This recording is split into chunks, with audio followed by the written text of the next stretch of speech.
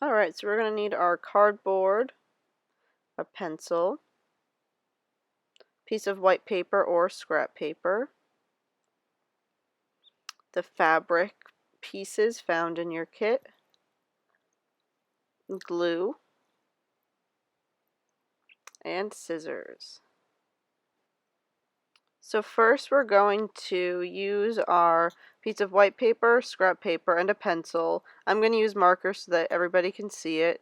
And we are going to just draw 3 shapes that we want to use to make our freeform quilt. You're going to be repeating these shapes. So that means you're going to be making these shapes over and over again to create your textile art.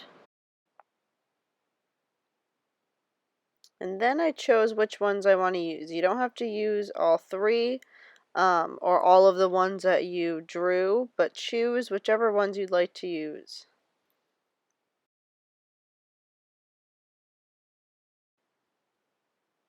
So now I'm going to take my fabric scraps, and similar to our collages, our music collages last week, we are going to draw our shapes onto our fabric and then cut them out. I didn't put a Sharpie on the materials list, but if you have a marker, it might be easier to see on some of the fabrics.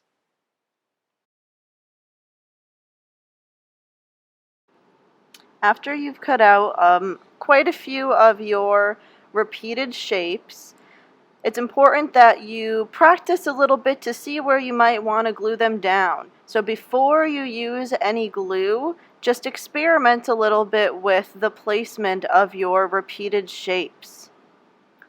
So if you see, I'm just trying out some different combinations and moving them around a little bit and seeing where I may want to glue them down.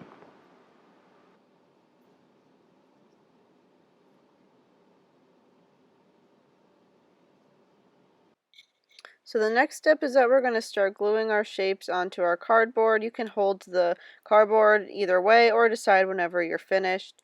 But different to our paper collages, we are going to put the glue directly onto the cardboard. And we want to put a little bit more than we usually would put on paper because the fabric takes a little bit more glue to stick.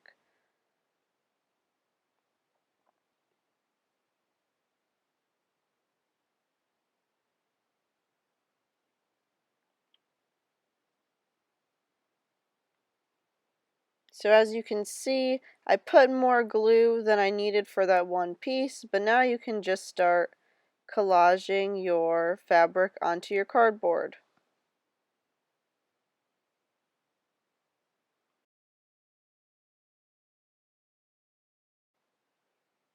So it's important to remember that you can also overlap your pieces of fabric. So you might just need a little bit of extra glue on top of the fabric where you're overlapping.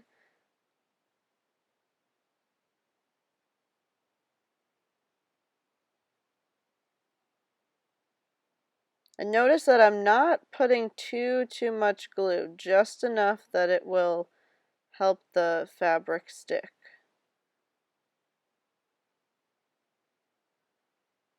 And you want to press that fabric down.